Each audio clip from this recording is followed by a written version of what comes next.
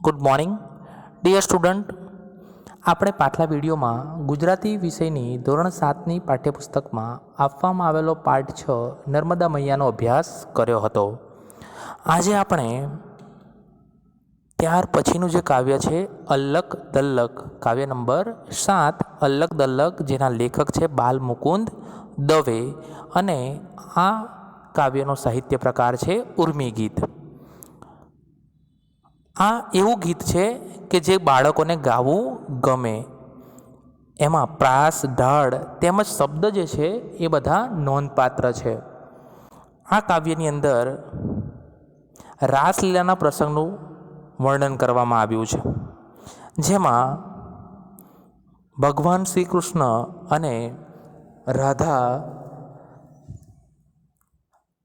રાસલીલા જે કરે છે એનું વર્ણન અહીં સુંદર રીતે કવિ બાલમુકુંદ દવેએ આલેખ્યું છે.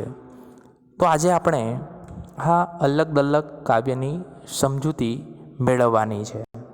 તો ડિયર સ્ટુડન્ટ, ચાલો આપણે એનો અભ્યાસ કરીએ. કાવ્યની સમજૂતી મેળવતા પહેલાં આપણે આ કાવ્યનું પઠન કરી લઈએ. અલ્લક દલ્લક ઝાંઝર ઝલ્લક, રઢિયાળો જમનાનો મલ્લક. અલ્લક દલ્લક ઝાંઝર ઝલ્લક, રઢિયાળો જમનાનો મલ્લક. એથી સુંદર રાધા ગોરી, મુખડું ઝળકે ઝલ્લક ઝલ્લક. એથી સુંદર રાધા ગોરી, મુખડું ઝળકે ઝલ્લક ઝલ્લક. આભે પૂનમ ચાંદ ઉગ્યો છે, રાસ ચગ્યો છે ચમક ચમક. આભે પૂનમ ચાંદ ઉગ્યો છે, રાસ ચગ્યો છે ચમક ચમક.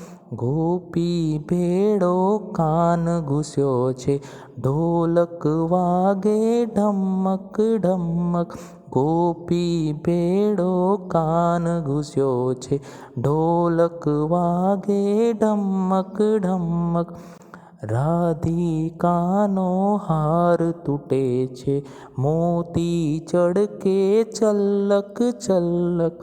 રાધિકાનો હાર તૂટે છે, મોતી ચળકે ચલ્લક ચલ્લક. બધા જડ્યા પણ એક ખૂટે છે, રૂએ રાધિકા છલ્લક છલ્લક. બધા જડ્યા પણ એક ખૂટે છે, રૂએ રાધિકા છલ્લક છલ્લક. લીધું હોય તો આલ ને કાના, મોતી મારું ચલ્લક ચલ્લક. લીધું હોય તો આલ ને કાના, મોતી મારું ચલ્લક ચલ્લક. તારા ચરિતર છે ક્યાં છાના, જાણે આંખો મલ્લક મલ્લક. તારા ચરિતર છે ક્યાં છાના, જાણે આંખો મલ્લક મલ્લક. કાને ત્યાંથી દોટ મૂકી છે, રીસ ચડી ગોપીજન વલ્લભ. કાને ત્યાંથી દોટ મૂકી છે, રીસ ચડી ગોપીજન વલ્લભ. કદંબ છાયા ખૂબ ઝૂકી છે, બંસી છેડે અલ્લપ ઝલ્લપ. કદંબ છાયા ખૂબ ઝૂકી છે, બંસી છેડે અલ્લપ ઝલ્લપ. રાધા દોડે ચિત અધીરે, રાસ રચ્યો છે અલ્લક દલ્લક. રાધા દોડે ચિત અધીરે, રાસ રચ્યો છે અલ્લક દલ્લક.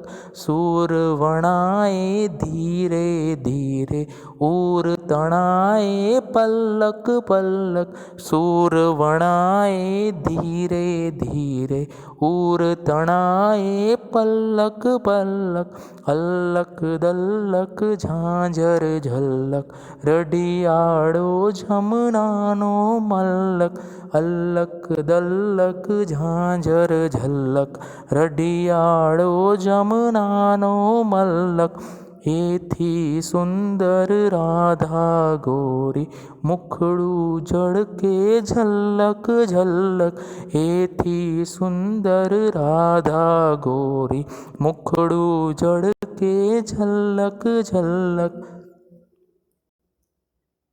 તો ડિયર સ્ટુડન્ટ, આપણે અહીંયા અલગ દલક કાવ્યનું ગાન કર્યું. હવે આપણે ત્યાર પછી આ કાવ્યની સમજૂતી છે એ સમજીએ.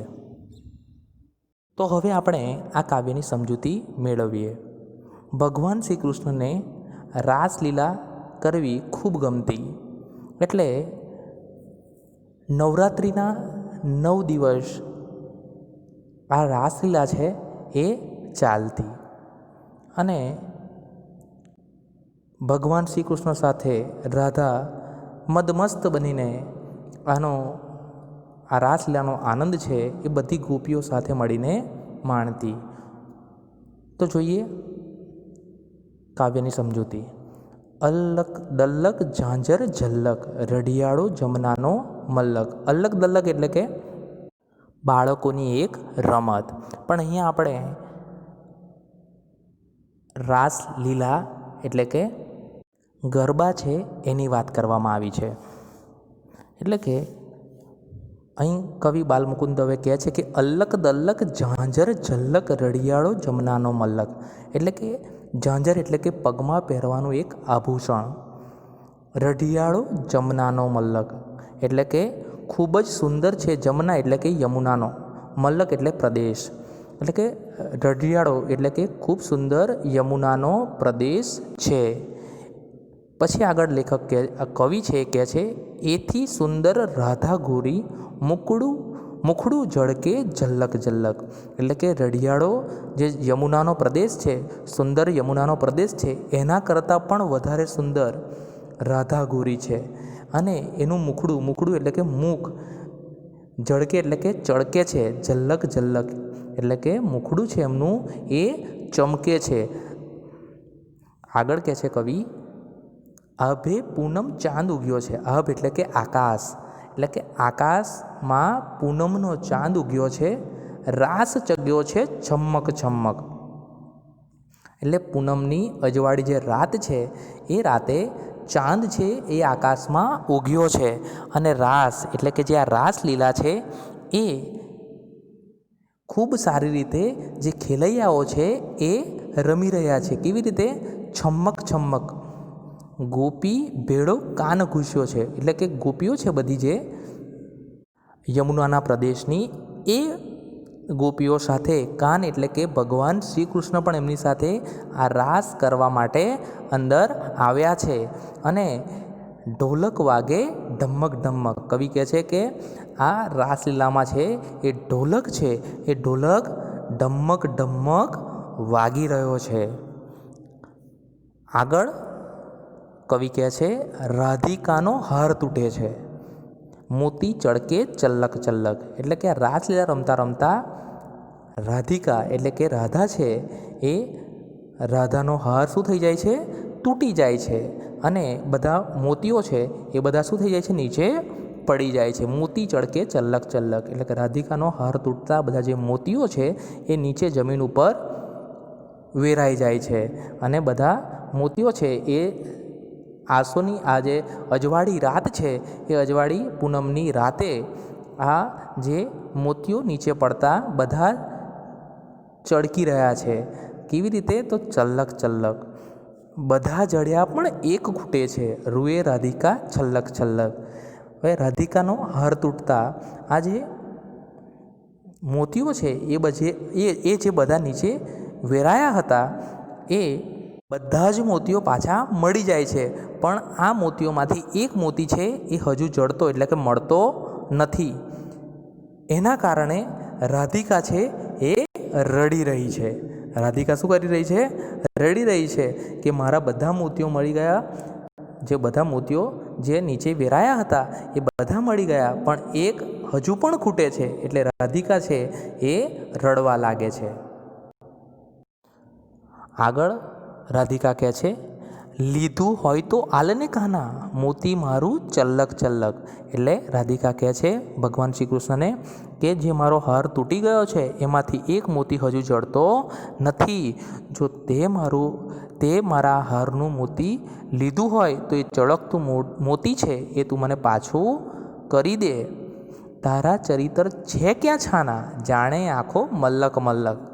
રાધિકા આગળ કહે છે કે તારા બધા તોફાનો ક્યાં છાના છે, ક્યાં છુપાયેલા છે? આ તારા બધા તોફાનો આખો મલ્લક એટલે કે આખો પ્રદેશ જાણે છે કે તું કેવા કેવા તોફાનો કરે છે. જો તે મારું આ મોતી લીધું હોય તો તું મને પરત કરી દે. ભગવાન શ્રી કૃષ્ણ છે એમને આવી લીલાઓ કરવી ખૂબ ગમતી. ગોપીઓ માથા ઉપર મટકી લઈને જતી તો એમની મટકીઓને ફોડવી અને એમનું માખણ છે એ મટકીનું માખણ એ પણ ચોરીને ખાવું એમને ખૂબ ગમતું. એટલે ભગવાન શ્રી કૃષ્ણને માખણ ચોર પણ કહેવામાં આવે છે. આગળ કહે છે